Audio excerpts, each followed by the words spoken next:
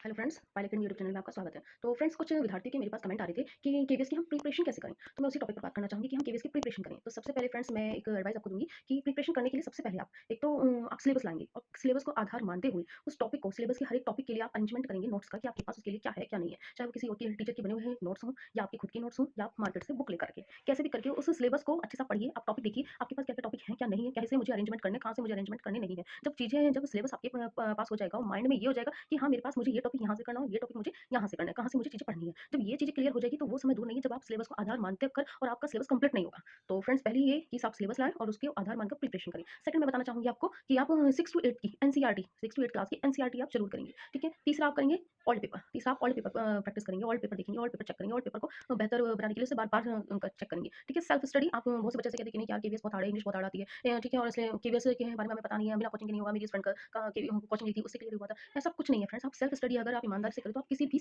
Post का पद का आप पेपर निकाल सकते हैं। ठीक है? तो आप सेल्फ स्टडी करिए, सिलेबस को आधार मानते हुए करिए और सबसे टॉप पर आपको एक तो रिवीजन रखना है और एक प्रैक्टिस सेट। जो ये किसी भी पेपर को क्लियर करने के लिए सबसे इंपॉर्टेंट काम है आपको प्रैक्टिस सेट और रिवीजन। क्योंकि आप जब नया पढ़ते जाएँगे तो पुराना भूल जाएँगे। अगर रिवीजन रहेगा तो वो जो पुरानी चीज़ें हैं वो याद करने की ज़रूरत नहीं है, वो माइंड में से रट जाएँगी ना आपको, वो बैठ जाएँगी कि आप बिना रटे उसको ये बताएँगे ये चीज़ ऐसे नहीं ऐसे होती है, ये चीज़ ऐसे नहीं ऐसे होती है, ये चीज़ ऐसे नहीं ऐसे है।